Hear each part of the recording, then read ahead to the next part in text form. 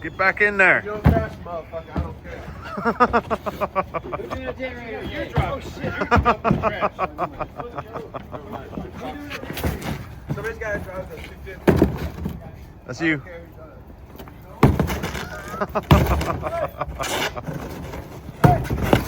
Hey!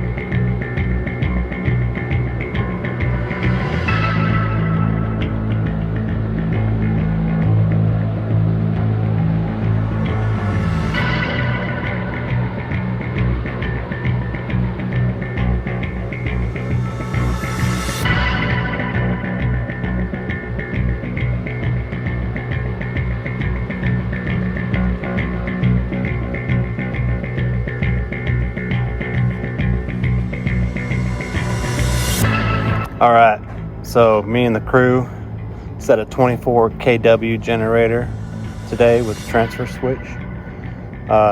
Everything went smooth. As you can see in the video, we did do a live connection to the transfer. Big shout out to Griffin and Christian. Griffin showing me the proper connections of this generator so I can do it on my own next time. It's awesome. This is a great company to work for. LBE proud. Catch you on the next time, guys.